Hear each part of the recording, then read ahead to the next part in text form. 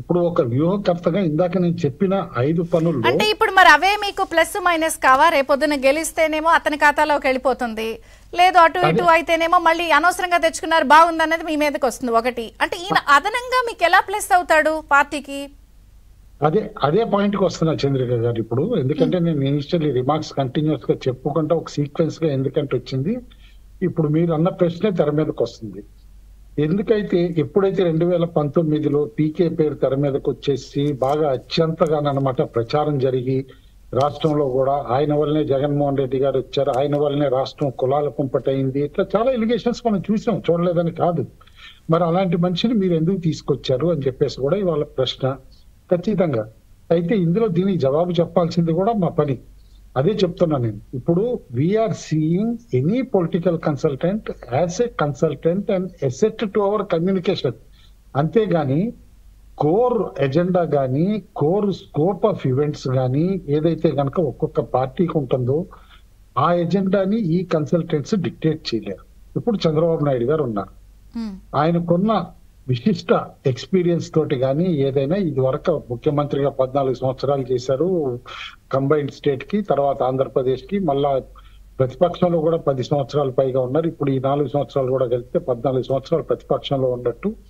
ఆయనకి రాజకీయాలు ఏ విధంగా ఉంటాయి అనేది కూడా ఆయనకి తెలుసు. ఎక్కడ ఎవరి హెల్ప్ తీసుకోవాలి లేకపోతే ఎవరి అడ్వైస్ తీసుకోవాలని కూడా ఆయనకి తెలుసు.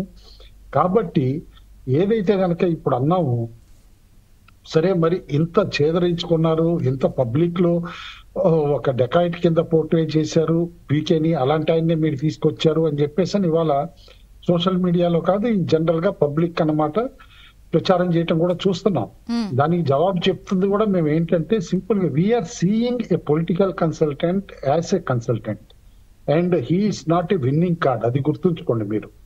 ఏదో ఒక కన్సల్టెంట్ వచ్చేస్తే అది ఒక ప్యాకాట్లో 13 ముక్కల ఆటలో జోకర్ని వచ్చేసి ఇక గేమ్ తిప్పేశాము అని అనుకోవటం కాదు.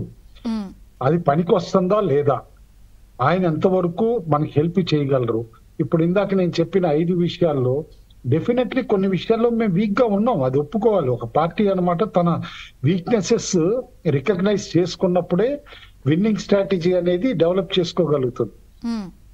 కాబట్టి మా వీక్నెసెస్ కొన్ని మేము రికగ్నైజ్ చేసుకుని ఆ వీక్నెసెస్ ఓవర్కమ్ అవ్వాలి, వాటిపై నుంచి బయటపడాలి అని అంటే కనుక ఒక కన్సల్టెంట్ అవసరం కాబట్టి పీకే గారిని. అండ్ ఇన్ఫాక్ట్ ఇప్పుడు ఒక మైండ్స్ కలిసి కాన్ఫిడెన్స్ ఆఫ్ మైండ్స్ అని ఏదైతే అంటామో ఓవర్ ది లాస్ట్ 3-4 ఇయర్స్ అనమాట, ఎప్పుడైతే పీకే గారు కూడా ప్రజల్లోనమాట తిరగటము, ప్రశాంత్ కిషోర్ గారు బీహార్ లో ఆయనకి గ్రౌండ్ రియాలిటీ తెలిసి ప్రజల నీడ్స్ ఏంటి, అసలు వాక్ స్వాతంత్ర్యం అంటే ఏంటి, డిక్టేటర్షిప్ ఎట్లా ఉంటుంది, ఇవన్నీ కూడా ఆయన చూశారు. చూసి వాళ్ళ జగన్మోహన్ రెడ్డి గారి పరిపాలన పైన ఆయన ఒపీనియన్ ఆయన ఫామ్ చేసుకున్నారు.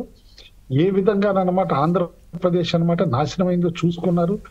ఆఫ్టర్ ఆల్ ఆంధ్రప్రదేశ్ కూడా భారతదేశంలో ఒక పార్టీ కదండి. కాబట్టి భారతదేశానికి సేవ చేయాలనుకున్నప్పుడు ఆయనైనా సరే ఆటోమేటిక్ గా ఆంధ్రప్రదేశ్ లో బెస్ట్ పాసిబుల్ పొలిటికల్ లీడర్ ఎవరో ఆయనకి హెల్ప్ చేయటమే మంచిది, రాష్ట్రాన్ని సేవ్ చేయాలని ఆయన ఒక ఒపీనియన్ ఫామ్ చేసుకున్నారు ప్రశాంత్ కిషోర్. అలాంటప్పుడు ఆయన ముందుకు వచ్చి హెల్ప్ చేయడానికి రెడీగా ఉంటే హెల్ప్ తీసుకోవడంలో మా తప్పే ఉందని నేను అంటాను. రైట్ యా మీ వివరణ అర్థమైంది. అయితే ఒకసారి మనం అనలిస్ట్ తోనూ మిగిలిన వారితో కూడా మాట్లాడదాం.